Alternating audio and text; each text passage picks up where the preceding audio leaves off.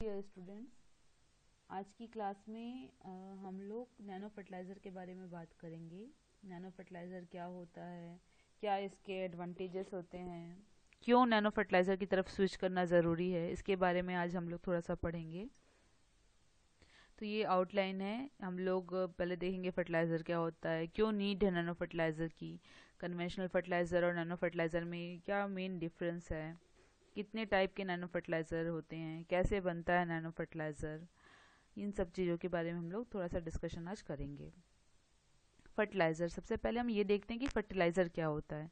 तो फर्टिलाइज़र क्या होता है? फर्टिलाइज़र एक केमिकल सब्सटेंस होता है जो कि न्यूट्रिएंट प्रोवाइड करता है प्लांट्स को, जिससे कि प्लांट का ऑप्टिमम ग्रोथ हो सके। मतलब कि एक केमिकल सब्सटेंस जिसमें पोषक तत्व रहता है जो पौधों की वृद्धि के लिए आवश्यक होता है, वो फर्टिलाइज़र कहलाता है। ये ऑर्गेनिक, इनऑर्गेनिक दोनों तरीके के फर्टिलाइज़र हो सकते हैं। तरह तरह से अप्लाई करते हैं फर्टिलाइज़र। कभी हम पौधों के ऊपर फोलियर एप्लीकेशन करते हैं, कभी सॉइल में हम डालते हैं, एक स्पेसिफिक जगह पे प्लेस करते हैं। तो इस तरीके से स्पेसिफिक तरीके से हम फर्टिलाइज़र को यूज़ करते हैं। ग्रीन रिवॉल्यूशन जब हुआ तब फर्टिलाइज़र जो है वो एक बहुत इंपॉर्टेंट रोल है, जिसके कारण प्रोडक्शन बहुत ज़्यादा एनहांस हुआ। तो फर्टिलाइज़र के यूज़ से प्रोडक्शन बहुत ज़्यादा एनहांस हो रहा है। लेकिन जितने भी फर्टिलाइज़र यूज़ होते हैं वो पूरे के पूरे यूटिलाइज नहीं होते। आधा अमाउंट जो होता है उसका वेस्ट हो जाता है, कुछ का फिक्सेशन हो जाता है, कुछ का रन ऑफ लॉस हो जाता है। इस तरीके से लॉस बहुत ज़्यादा होता है। हर फर्टिलाइज़र की न्यूट्रिएंट यूज एफिशिएंसी अलग अलग है। जैसे नाइट्रोजन की 30 to 40% है। आपका फॉस्फोरस अगर फर्टिलाइज़र है तो 19 to 20% है। ओनली 19 to 20% है, बाकी जो है वो सब फिक्स हो जाता है, क्योंकि फॉस्फोरस बहुत सेंसिटिव फर्टिलाइज़र है। ये बस 6.5 pH पे ही अवेलेबल होता है। बाकी अगर एसिडिक कंडीशन है तो आयरन और एल्युमिनियम के साथ कॉम्प्लेक्स बना के फिक्स हो जाता है, और अगर एल्केलाइन कंडीशन है तो कैल्शियम के साथ ये कॉम्प्लेक्स बना के फिक्स हो जाता है। अगर pH हाई है तब कैल्शियम के साथ कॉम्प्लेक्स बना के एपेटाइट का जो फॉर्मेशन करके ये फिक्स हो जाता है। पोटेशियम की यूज़ एफिशिएंसी 60% है। इस तरीके से अलग अलग फर्टिलाइज़र की यूज़ एफिशिएंसी अलग अलग होती है। तो बाकी सारा अमाउंट जाता कहाँ है? अगर हमने 100 kg डाला तो मात्र उसका 30 to 40 kg ही प्लांट यूटिलाइज कर पाएगा। रिमेनिंग कहाँ चला जाता है? रिमेनिंग का लॉस हो जाता है, तो वो वेस्टेज हो जाता है। तो इस तरीके से एक सिस्टम डेवलप करना है जिसमें कि न्यूट्रिएंट का लॉस ना हो, न्यूट्रिएंट का प्रॉपर यूटिलाइजेशन हो। अभी जो सिचुएशन है, इस सिचुएशन में एग्रीकल्चर का डिमांड बेस्ड सप्लाई नहीं हो पा रहा है। जितनी डिमांड है उतना ज़्यादा सप्लाई, उतना ज़्यादा प्रोडक्शन नहीं हो पा रहा है। अभी की जो एग्रीकल्चर है मेन चैलेंजेस बहुत सारा फेस कर रहा है। जैसे कि क्रॉप यील्ड एक प्लेट्यू पे रीच कर गया, स्टैग्नेशन हो गया है क्रॉप यील्ड में ऑर्गेनिक कार्बन, ऑर्गेनिक मैटर का डिक्लाइन हो रहा है डे बाय डे। एक न्यूट्रिएंट नहीं, मल्टी न्यूट्रिएंट डेफिशिएंसी अभी हो रही है, पानी की कमी हो रही है, लेबर की कमी है, लैंड जो है दिन ब दिन डिग्रेड हो रहा है, डिप्लीट हो रहा है न्यूट्रिएंट से। तो ये सारा बहुत सारा फैक्टर है जो कि अभी एग्रीकल्चर प्रोडक्शन को एक स्टैग्नेशन में लाके रख दिया है, जिसके कारण एक ऐसा फर्टिलाइज़र सिस्टम डेवलप करना है या ऐसा सिस्टम डेवलप करना है जिससे कि प्रॉपर यूटिलाइजेशन हो न्यूट्रिएंट का। जो नैनो फर्टिलाइज़र है, बेसिकली नैनो फर्टिलाइज़र में कोई भी कंटेंट, चाहे वो फर्टिलाइज़र हो या फिर जिसमें हम लोग को फर्टिलाइज़र लोड करना है, वो नैनो डायमेंशन का होना चाहिए। फर्टिलाइज़र को टॉप डाउन अप्रोच से स्मॉलर पार्टिकल में ब्रेक करके उसको नैनो फर्टिलाइज़र हम बना सकते हैं, या फिर फर्टिलाइज़र को हम किसी दूसरे सब्सटेंस में एब्जॉर्ब करके जो कि नैनो डायमेंशन का हो, उस तरीके से हम नैनो फर्टिलाइज़र बना सकते हैं। या हम ऐसा कोई कंपोजिट बना सकते हैं जिसमें हम फर्टिलाइज़र को डिज़ोल्व करके उसमें एब्जॉर्ब करवा सकें, और वो भी एक नैनो फर्टिलाइज़र कहलाएगा। नैनो फर्टिलाइज़र एक कंट्रोल्ड वे में डिलीवरी करता है। नैनो फर्टिलाइज़र अलग अलग ढंग का बनाया जा सकता है, जैसे कैप्सूल के फॉर्म में, या फिर कोट करके, या इमल्शन के फॉर्म में हम नैनो फर्टिलाइज़र बना सकते हैं। अगर कन्वेंशनल एग्रीकल्चर की बात करें, आज अगर कन्वेंशनल एग्रीकल्चर फॉलो करते हैं तो जो बायोलॉजिकल हेल्थ है सॉइल की, वो बहुत पुअर हो जाएगी डे बाय डे। न्यूट्रिएंट का प्रॉपर मोबिलाइजेशन नहीं होगा। माइक्रोबियल पॉपुलेशन जितना भी सूक्ष्म जीव है मृदा में, वो भी प्रॉपर डाइवर्सिटी नहीं आ पाएगी।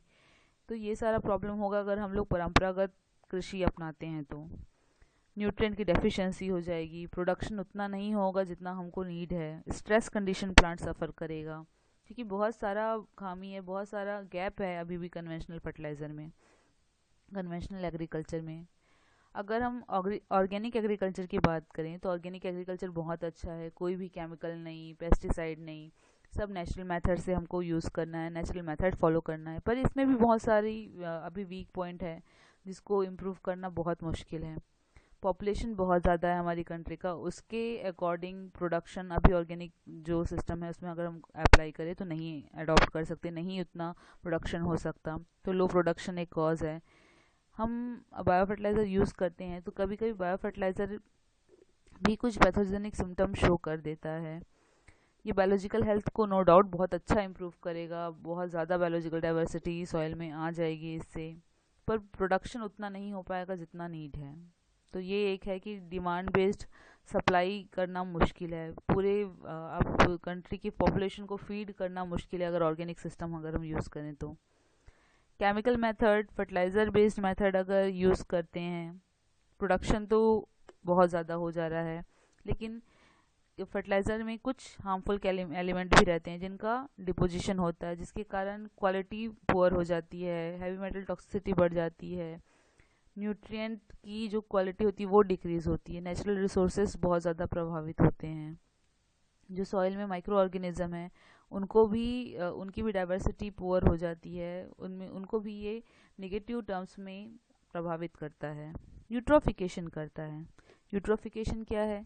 यूट्रोफिकेशन जैसे कि जो भी आपके फर्टिलाइज़र होते हैं या फिर जो भी न्यूट्रिएंट होता है वो वाटर से वॉश्ड अवे होके कोई भी रिवर बॉडी या फिर वाटर बॉडी में अगर एक्यूमुलेट होता है तो वहाँ पे एल्गल ग्रोथ हो जाती है, शैवाल का ग्रोथ हो जाता है। तो एल्गल ग्रोथ को, जो एक्सेस में एल्गल ग्रोथ होता है उसी को ही यूट्रोफिकेशन बोलते हैं। ये प्रोसेस के कारण जो भी वाटर बॉडी में जो लोअर लेयर में जितने भी माइक्रो ऑर्गेनिज्म रहेंगे उनमें ऑक्सीजन की डेफिशिएंसी होगी, क्योंकि सारा ऑक्सीजन जो रहेगा वो एल्गल ब्लूम ही एब्जॉर्ब कर लेगा, सनलाइट प्रॉपरली पेनिट्रेट नहीं कर पाएगा वाटर बॉडी में, तो बहुत सारा प्रॉब्लम इसमें होता है। जितना ज़्यादा वाटर पॉल्यूशन होगा, एक्सेस अमाउंट ऑफ न्यूट्रेंट अगर पानी में अवेलेबल होंगी तो वो उतना ज़्यादा यूट्रोफिकेशन कॉज होता है।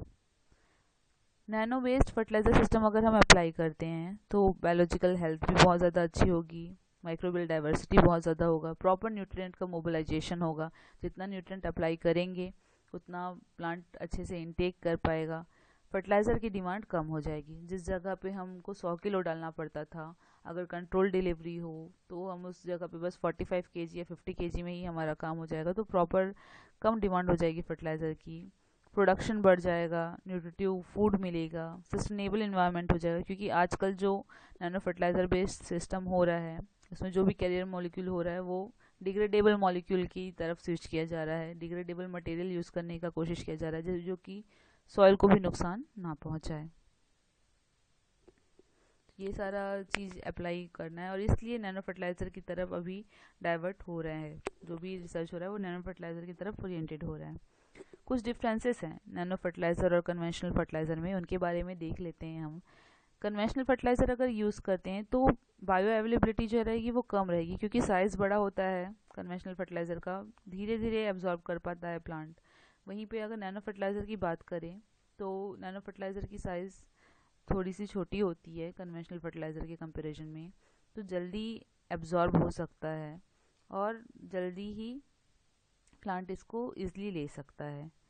कंट्रोल्ड वे में नैनो फर्टिलाइज़र अप्लाई कर सकते हैं, वो बहुत लंबे समय तक नैनो फर्टिलाइज़र प्लांट को अवेलेबल होगा, जबकि अगर सॉइल में कन्वेंशनल फर्टिलाइज़र डालें तो रिएक्टिविटी फास्ट हो जाएगी, इनसॉल्युबल फॉर्म में वो जल्दी से फिक्स हो सकता है। लॉस जो होता है न्यूट्रिएंट का वो कन्वेंशनल फर्टिलाइज़र में ज़्यादा होता है, लीचिंग के थ्रू, रन ऑफ के थ्रू, लेकिन नैनो फर्टिलाइज़र में लॉस कम होता है, लीचिंग और लीकिंग के थ्रू लॉस बहुत कम होता है फर्टिलाइज़र का। ये कुछ इंपॉर्टेंट डिफरेंसेस हैं कन्वेंशनल और नैनो फर्टिलाइज़र में। टारगेट बेस्ड डिलीवरी होती है, अगर नैनो फर्टिलाइज़र हम बात करें तो टारगेट बेस्ड डिलीवरी होता है। अब बात आता है कि नैनो पार्टिकल्स हमने पहले पढ़ा था। नैनो पार्टिकल की कुछ पार्टिकल होते हैं जिनका एक डायमेंशन या फिर आपके 2 या 3 डायमेंशन भी नैनो स्केल में रहे तो वो नैनो पार्टिकल्स कहलाते हैं। या फिर वैसी प्रॉपर्टी शो करे, अगर डायमेंशन नहीं भी है तो वैसी प्रॉपर्टी शो करे जिसमें नैनो स्केल की प्रॉपर्टी हो, वो आपकी नैनो पार्टिकल्स कहलाएंगी। तो जो भी न्यूट्रिएंट होता है, फर्टिलाइज़र होता है, वो कैसे लोड हो सकता है, किसी भी नैनो सिस्टम में कैसे लोड हो सकता है। तो बहुत सारे तरीके हैं जिससे हम फर्टिलाइज़र को लोड कर सकते हैं। पहला ये होता है कि जो भी नैनो पार्टिकल है, नैनो पार्टिकल ही लाइगेंड बना के या फिर कोई कॉम्प्लेक्स बना के एक जो भी फर्टिलाइज़र होगा उसको अपने आप में ही एब्जॉर्ब कर ले। मीन्स एक केमिकल कॉम्प्लेक्स फॉर्मेशन हो जाएगा नैनो पार्टिकल्स और फर्टिलाइज़र के बीच में। तो उस तरीके से जो कंपाउंड बनेगा वो एक नैनो फर्टिलाइज़र कहलाएगा। या फिर कोई भी नैनो मटेरियल रहा, नैनो मटेरियल से किसी भी फर्टिलाइज़र को अगर हम लोग कैप्सूल के फॉर्म में कर दिए, एंड कैप्सूल कर दिए, तब भी वो नैनो फर्टिलाइज़र कहलाएगा। कोई नैनो पार्टिकल है, पॉलीमर बेस्ड नैनो पार्टिकल है, उसके अंदर हम फर्टिलाइज़र को एब्जॉर्ब करवा सकते हैं, क्लोज करके एनट्रैप कर सकते हैं। या फिर नैनो फॉर्म में ही हम फर्टिलाइज़र को ब्रेक करके उसको as a nano fertiliser use कर सकते हैं। तो ये मेनली 4 तरीका है जिससे हम नैनो फर्टिलाइज़र का प्रोडक्शन कर सकते हैं। नैनो पार्टिकल्स के बारे में बताए थे आपको कि नैनो पार्टिकल्स 2 प्रोसेस से बनाए जा सकते हैं। एक बॉटम अप अप्रोच होता है, एक टॉप डाउन अप्रोच होता है। बॉटम अप अप्रोच में एक स्मॉलर एटम से साइज़ को मैग्नीफाई करके नैनो पार्टिकल बनाया जाता है, और टॉप डाउन अप्रोच में बड़े पार्टिकल रहते हैं, उनका ब्रेक डाउन करके स्मॉलर पार्टिकल में कन्वर्ट किया जाता है। नैनो पार्टिकल्स या नैनो फर्टिलाइज़र के कुछ एडवांटेजेस हैं और कुछ डिसएडवांटेजेस हैं, या फिर कुछ कंसर्न्स हैं जिसके बारे में स्टडी करना अभी भी ज़रूरी है। अभी बहुत नेसेंट स्टेज पे है ये नैनो टेक्नोलॉजी एग्रीकल्चर में, तो इन डेप्थ स्टडी अभी भी नीडेड है। नैनो फर्टिलाइज़र से एक कंट्रोल डिलीवरी, एक स्लो डिलीवरी होती है न्यूट्रिएंट की। न्यूट्रिएंट का लॉस बहुत कम होता है अगर हम नैनो फर्टिलाइज़र अप्लाई करते हैं तो। प्लांट्स को जो फर्टिलाइज़र है वो ज़्यादा अमाउंट में ईजिली मिल जाता है।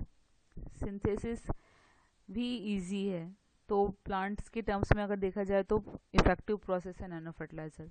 लेकिन कितना रिएक्टिव होगा, कितना फ्लक्चुएशन होगा सॉइल के अकॉर्डिंग, पीएच के अकॉर्डिंग, टेम्परेचर के अकॉर्डिंग, अभी हर एक स्पेसिफिक सॉइल में, हर एक स्पेसिफिक कंडीशन में इसको स्टडी करना अभी भी नीडेड है। इन्वायरमेंटल इफेक्ट कैसा होगा, पॉजिटिव होगा, नेगेटिव होगा, ये सारा भी कंसर्न है जिसको बहुत गहराई से सोचना है। फार्म वर्कर के टर्म्स में सेफ्टी पर्पस के अकॉर्डिंग स्टडी करनी है। और कंज्यूमर जो खाए, अगर नैनो बेस्ड फर्टिलाइज़र अप्लाई करें, जो प्रोड्यूस होगा, तो कंज्यूमर अगर खाता है तो उसका कोई हार्मफुल इफेक्ट होता है कि नहीं होता है, ये सारा चीज़ स्टडी करने के बाद फिर एक well defined nano fertiliser develop करना होता है और वो कमर्शियली अवेलेबल होता है। नैनो फर्टिलाइज़र नैनो पार्टिकल के यूज़ से बनता है। Nano particles smaller sized particle होते हैं जिनके एक डायमेंशन नैनो स्केल पे रहता है। नैनो कंपोजिट, ये वर्ड बहुत बार आएगा। नैनो कंपोजिट एक्चुअल में एक कंपोजिट मटेरियल होता है, एक 3 डायमेंशनल मटेरियल होता है जिसमें नैनो पार्टिकल एक कंपोनेंट बस होता है। मीन्स इसमें एक हम मैक्रो मॉलिक्यूल भी यूज़ करेंगे, माइक्रो मॉलिक्यूल भी यूज़ करेंगे, उसके साथ हम एक कंपोनेंट नैनो मटेरियल भी यूज़ कर सकते हैं, नैनो पार्टिकल भी यूज़ कर सकते हैं, वो नैनो कंपोजिट कहलाता है। प्लांट्स में मेनली फोलियर स्प्रे करते हैं या फिर सॉइल में हम अप्लाई करते हैं नैनो फर्टिलाइज़र को।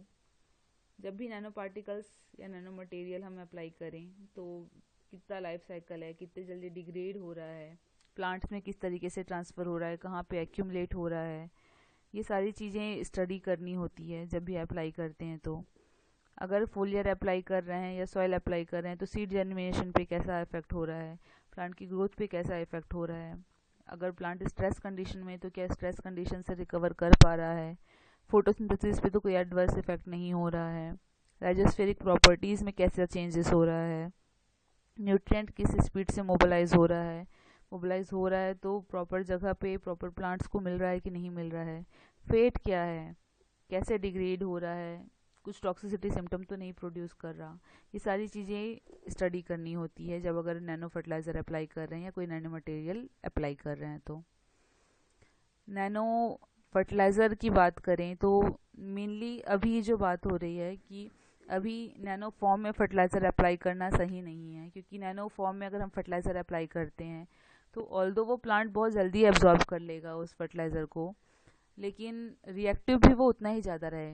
अभी अगर हम नैनो साइज़ में ग्राइंड करके उस फर्टिलाइज़र को अप्लाई करें तो रिएक्टिव भी बहुत जल्दी होगा, तो मे बी उसका लॉस और ज़्यादा हो, मे बी वो ज़्यादा रिएक्ट करके इनसॉल्युबल फॉर्म में और ज़्यादा बन जाए। तो इसलिए भी मेन जो कंसर्न है वो नैनो कंपोजिट पे है, या फिर उस नैनो फॉर्म के फर्टिलाइज़र को इस तरीके से डिलीवर करना है कि वो टाइमली प्लांट्स को मिले और लॉस भी ना हो। इस पे ज़्यादा कंसर्न हो रहा है। तो अभी जो मेन है कि उसको एक कॉम्प्लेक्स फॉर्म में हम नैनो फर्टिलाइज़र को एब्जॉर्ब करवाएं, या फिर कॉम्प्लेक्स फॉर्म में हम जो भी न्यूट्रिएंट रहे उसको कन्वर्ट करें एक कंपोजिट फॉर्म में, फिर सॉइल में अप्लाई करना है। और अगर हम वैसा नैनो कंपोजिट फॉर्म करें जिसमें फर्टिलाइज़र को लोड करना है, तो एक डिग्रेडेबल मटेरियल होना चाहिए।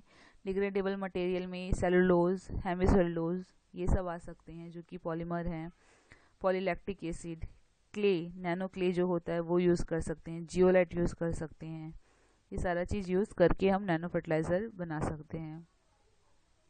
अब बात आता है जो फर्टिलाइज़र एब्जॉर्ब हो गया, जो न्यूट्रिएंट एब्जॉर्ब हो गया नैनो क्ले में, नैनो मटेरियल में, या फिर कैप्सूल के फॉर्म में, या फिर आपका इमल्शन के फॉर्म में, तो वो कैसे रिलीज़ होगा इन्वायरमेंट में। बहुत सारे मैकेनिज़्म है, उसमें डिफ्यूजन भी एक मैकेनिज़्म है। एक आउटर जो कोट रहेगा वो पॉलीमर का हो सकता है, या फिर नैनो मटेरियल का एक कोट हो सकता है, या नैनो मटेरियल प्लस पॉलीमर का कोट हो सकता है। तो इस तरीके से एक आउटर कोट बन जाएगा। उस कोट के अंदर फर्टिलाइज़र प्रेजेंट रहेगा। जैसे ही वाटर आएगा, वाटर अंदर धीरे धीरे करके एब्जॉर्ब होगा। वाटर जो भी फर्टिलाइज़र रहेगा उसको डिज़ोल्व करवाएगा, और डिज़ोल्व होने के बाद वो फर्टिलाइज़र स्लोली डिफ्यूजन के थ्रू सॉइल में अवेलेबल होगा। यहाँ पे एक एग्जाम्पल दिया गया है अलग अलग मेथड्स का, जैसे जिससे कि न्यूट्रिएंट रिलीज हो। यहाँ पे लिग्निन बेस्ड सिस्टम या लिग्निन बेस्ड नैनो पार्टिकल का यूज़ हुआ है। अगर लिग्निन बेस्ड सिस्टम को हम सिंपल ये करें कि लिग्निन में ही फर्टिलाइज़र को एब्जॉर्ब कर लें, तो लिग्निन का एक स्पेशल स्ट्रक्चर होगा। लिग्निन ही नहीं, किसी भी चीज़ का, जैसे क्ले का एक स्पेसिफिक स्ट्रक्चर होता है, कार्बन नैनो ट्यूब का एक स्पेसिफिक स्ट्रक्चर होता है, वैसे ही जिस नैनो पार्टिकल में फर्टिलाइज़र को एब्जॉर्ब करना है उसका एक स्पेसिफिक स्ट्रक्चर होता है। पहले ये देखना होता है कि किसका उसका सरफेस एरिया है, कितना उसका एब्जॉर्प्शन कैपेसिटी है। तो उस तरीके से हम पहले न्यूट्रिएंट को उस स्पेसिफिक नैनो पार्टिकल में एब्जॉर्ब करेंगे। एब्जॉर्ब करने के बाद फिर जैसे ही उसको सॉइल में अप्लाई करेंगे, डिफ्यूजन के थ्रू किस तरीके से रिलीज हो रहा है उसका मैकेनिज्म को देखना है। तो सिंपल एब्जॉर्ब हुआ, पानी की हेल्प, पानी जैसे ही उस मटेरियल में आया, धीरे धीरे करके उस लिग्निन के इंटरनल मॉलिक्यूल से जो फर्टिलाइज़र है वो रिलीज होगा। ये एक तरीका हो गया। दूसरा कोटिंग। कोटिंग में ये होगा कि जो भी अभी ये लिग्निन बेस्ड सिस्टम के बारे में बात कर रहे हैं, ऐसे जो भी नैनो मटेरियल होता है उन सारे सिस्टम में ये सब अप्लाई कर सकते हैं। तो पहले लिग्निन बेस्ड सिस्टम हुआ, लिग्निन के साथ कोई भी हम पॉलीमर यूज़ कर लेंगे। पॉलीमर यूज़ करने के बाद एक ऐसा कोटिंग बना देंगे। कोटिंग जब बन जाएगी तो अंदर आपका फर्टिलाइज़र रहेगा और बाहर पॉलीमर सेल रहेगा, तो जिससे पहले जो फर्टिलाइज़र है वो डिज़ोल्व होगा, फिर डिफ्यूजन के थ्रू बाहर रिलीज़ हो जाएगा। उसी तरीके से अगर कैप्सूल के फॉर्मेशन में हो तो पहले जो भी सब्सटेंस रहेगा उसको डिज़ोल्व करेंगे। डिज़ोल्व करने के बाद लिग्निन का एक शेल बना लेंगे, उसमें ये फर्टिलाइज़र प्रेजेंट रहेगा। इस तरीके से फिर डिफ्यूजन के थ्रू भी रिलीज़ हो सकता है, या फिर जो शेल बना है वो रप्चर हो जाए तो धीरे धीरे करके फर्टिलाइज़र रिलीज़ हो सकता है। ये भी एक मैकेनिज़्म है। उसके अलावा कुछ और एक और मेथड होता है जो होता है एड्जॉर्प्शन का। एड्जॉर्प्शन में मेनली कोई भी नैनो पार्टिकल होता है, नैनो पार्टिकल और कोई भी पॉलीमर का कॉम्प्लेक्स बनाते हैं। ऐसा कॉम्प्लेक्स जब हो जाता है, इस कॉम्प्लेक्स में मेनली ये होता है कि पॉलीमर जो रहता है वो वाटर एब्जॉर्बिंग कैपेसिटी रखता है।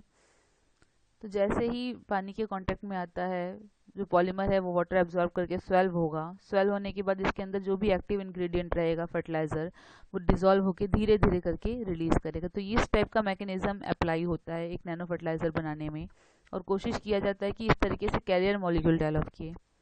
जो भी नैनो फर्टिलाइज़र होता है अल्टीमेटली उसमें नैनो मटेरियल या नैनो पार्टिकल एक कैरियर मॉलिक्यूल की तरह यूज़ होता है, और उसमें फर्टिलाइज़र को लोड कर दिया जाता है, उसमें फर्टिलाइज़र को एब्जॉर्ब करवा दिया जाता है, फिर वो स्लो रिलीज मैकेनिज्म शो करता है। नैनो साइज पार्टिकल जो रही या नैनो साइज्ड फर्टिलाइज़र जो रहा, अगर वो अप्लाई करें तो उसका जो फेट है वो बहुत अनप्रिडिक्टेबल है। कुछ केसेस में वो बहुत अच्छा वर्क करता है, लेकिन कुछ केस में वो अच्छा वर्क नहीं करता। तो मेनली अभी जो है वो एक नैनो कंपोजिट बेस्ड सिस्टम या फिर स्लो रिलीज बेस्ड सिस्टम के अकॉर्डिंग ही अभी नैनो फर्टिलाइज़र को बनाया जा रहा है। कुछ जो नैनो फर्टिलाइज़र होते हैं उनको नैनो साइज़ में ब्रेक करके यूज़ किया जा रहा है, माइक्रो न्यूट्रिएंट के केस में वैसा यूज़ कर रहे हैं, लेकिन सारे फर्टिलाइज़र को स्मॉल साइज़ में करके यूज़ नहीं किया जा रहा है। नैनो फर्टिलाइज़र इन सारे मैकेनिज्म से बनाए गए फर्टिलाइज़र्स को नैनो फर्टिलाइज़र कहते हैं, क्योंकि इनमें एक इंग्रेडिएंट जो है वो नैनो फॉर्म में प्रेजेंट रहता है। ये ज़रूरी नहीं कि हर बार फर्टिलाइज़र जो आप यूज़ करें वही नैनो फॉर्म में हो। जो फर्टिलाइज़र जिस सिस्टम में आप लोड कर रहे हैं, जिसमें एब्जॉर्ब करवा रहे हैं, उसका नैनो होना ज़रूरी होता है। पॉलीमर शेल रहेगा, इसमें आप न्यूट्रिएंट लोड कर सकते हैं, वो धीरे धीरे करके स्लोली रिलीज होगा। तो अलग अलग तरीके से यूज़ कर सकते हैं, बहुत सारा तरीका है नैनो फर्टिलाइज़र बनाने का। इस तरीके से ये 3 डायमेंशनल स्ट्रक्चर होता है जिसमें कि फर्टिलाइज़र आपका एब्जॉर्ब हो जाएगा और वो पानी पहुंचते ही, पानी के कांटेक्ट में आते ही धीरे धीरे करके रिलीज़ होगा। एक कैप्सूल के फॉर्म में बना सकते हैं, कोट ऐसा कर सकते हैं नैनो पॉलीमर का, और उसके बाद धीरे धीरे करके रिलीज़ होगा। नैनो क्ले यूज़ कर सकते हैं। क्ले की इंटरलेयर स्पेस, क्ले में इंटरलेयर स्पेस होता है, क्ले के स्पेस में फर्टिलाइज़र एब्जॉर्ब हो सकता है, फिर वो धीरे धीरे करके रिलीज़ हो सकता है। किसी क्ले का सरफेस एरिया बहुत ज़्यादा होता है, किसी क्ले का सरफेस एरिया बहुत कम होता है। केओलिनाइट का सरफेस एरिया कम होता है, इसलिए उसका फर्टिलाइज़र सिस्टम में यूज़ होना अभी कम है। हालांकि जो केओलिनाइट क्ले है उसका भी सरफेस मॉडिफिकेशन करके यूज़ हो रहा है, पर फिर भी उसका वाटर और न्यूट्रिएंट एब्जॉर्बिंग कैपेसिटी उसमें पुअर होती है, लेकिन उसका ज़्यादा यूज़ नहीं होता है। बेंटोनाइट, मोंटमोरिलोनाइट, वर्मिकुलाइट, इन सारे क्ले का ज़्यादा यूज़ होता है। हैलोइसाइट, ये भी आजकल बहुत ज़्यादा यूज़ हो रहा है क्योंकि वो ट्यूबुलर शेप का होता है। सबसे पहले इसका मेडिसिन में यूज़ हुआ, मेडिसिन को उस ट्यूबुलर शेप में लोड करके फिर अप्लाई हुआ। फर्टिलाइज़र बेस्ड सिस्टम में भी हैलोइसाइट क्ले का ज़्यादा यूज़ हो रहा है। ये डायग्राम थोड़ा सा ब्लर हो गया है, पर इस डायग्राम में बस ये बताना था कि कैसे नैनो पार्टिकल्स बनते हैं, नैनो फर्टिलाइज़र बनते हैं। इसमें एक zinc fertiliser, nano zinc fertiliser कैसे बना उसके बारे में दिखाया गया है। कोई भी एक फर्टिलाइज़र ले लेना है, यहाँ पे जिंक नाइट्रेट लिया गया है। जिंक नाइट्रेट लिया गया है, एक प्लांट है, प्लांट का एक्सट्रैक्ट निकाला गया है इसको क्रश करके। उसके बाद जो फर्टिलाइज़र है उसमें यूज़ किया गया है इस एक्सट्रैक्ट को। ये एक रिड्यूसिंग एजेंट की तरह काम किया। जो जिंक नाइट्रेट है इसको एक पर्टिकुलर टाइम तक शेक किया गया, तो ये जिंक ऑक्साइड नैनो पार्टिकल में कन्वर्ट हो गया। जिंक ऑक्साइड नैनो पार्टिकल में जब कैरेक्टराइज हुआ तो इसका FTIR, XRD, सैम टेक्निक से पहले कैरेक्टराइजेशन किया गया कि कितना साइज का पार्टिकल बना, कैसा शेप का पार्टिकल बना। उसके बाद इसको हम लोग फोलियर एप्लीकेशन कर सकते हैं। इस तरीके से एक नैनो पार्टिकल फॉर्म हो गया, एक zinc oxide nano particle form हो गया जिसको फर्टिलाइज़र के रूप में यूज़ कर सकते हैं। ये कुछ कमर्शियली अवेलेबल नैनो फर्टिलाइज़र हैं जो कि अभी मार्केट में अवेलेबल हैं और जो यूज़ किया जाता है।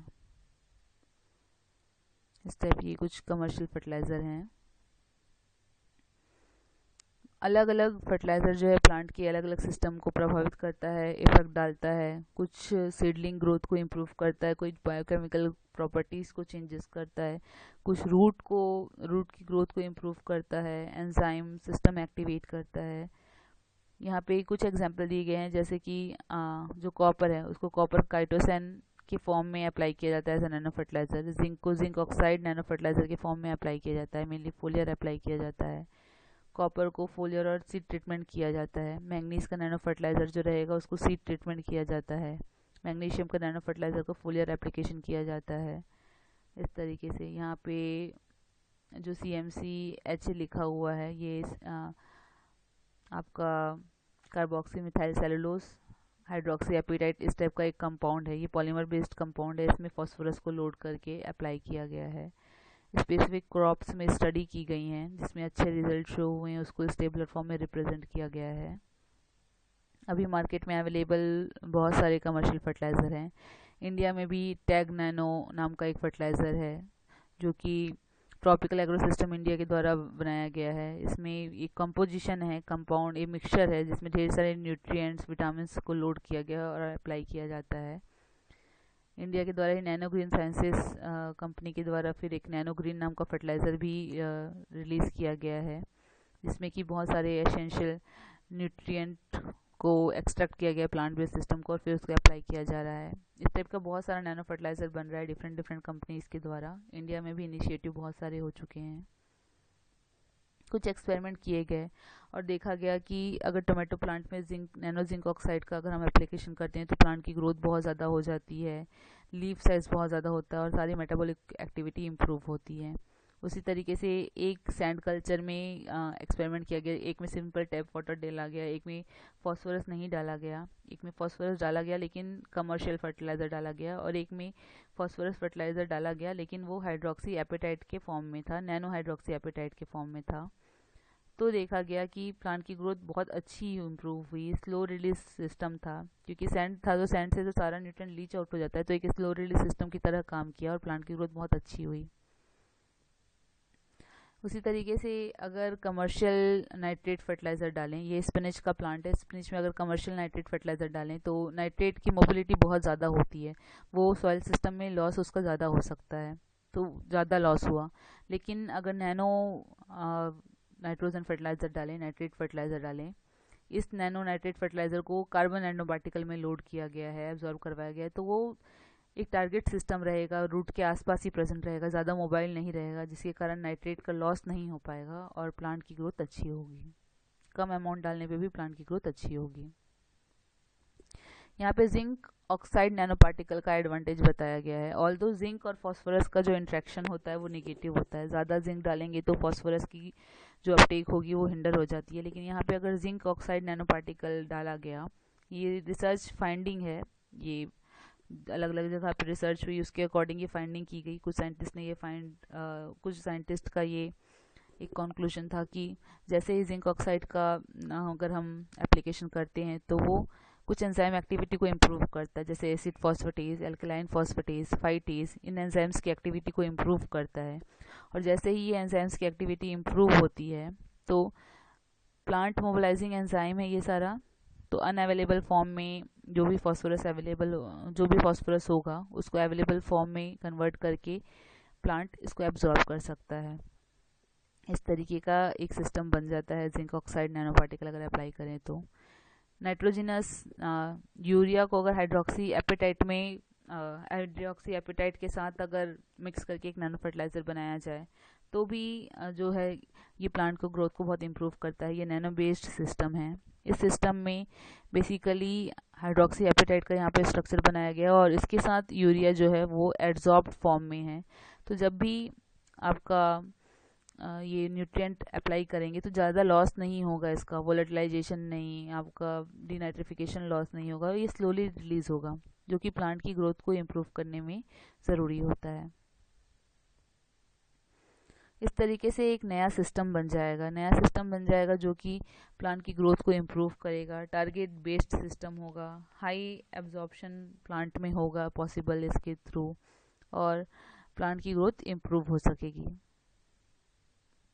लेकिन अभी भी बहुत सारा कंसर्न है नैनो फर्टिलाइज़र यूज़ करने में, अभी भी बहुत सारे कंसर्न हैं।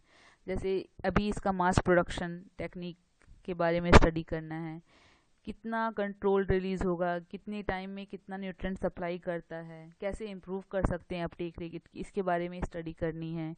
कैरेक्टराइजेशन देखना है with respect to size, shape, और प्रिसाइज डिलीवरी कर रहा है उसके बारे में डिटेल स्टडी करनी है। एक ऐसा सिस्टम डेवलप करना है जो कि फर्टिलाइज़र और पेस्टिसाइड दोनों की तरह काम कर सके। ह्यूमन या फिर इन्वायरमेंटल अगर एक्सपोजर हो रहा है तो कितना ट्रॉपिक लेवल के साथ वो मूव कर रहा है, ह्यूमन तक कब कितना पहुंच रहा है, कितना अमाउंट, टॉक्सिक इफेक्ट कितना शो कर रहा है, क्या नेगेटिव इफेक्ट है, और अगर है तो उसको कैसे कम्बैट किया जाए, इसके बारे में स्टडी करनी है। एक ऐसा सिस्टम डेवलप करना है कि अभी ये लैब से आगे बढ़कर फील्ड तक आए, फील्ड में इसको फार्मर भी यूज़ करें, तो स्केल अप प्रोसेस करनी है और फार्मर के अकॉर्डिंग इसको इस सिस्टम को डेवलप करना है।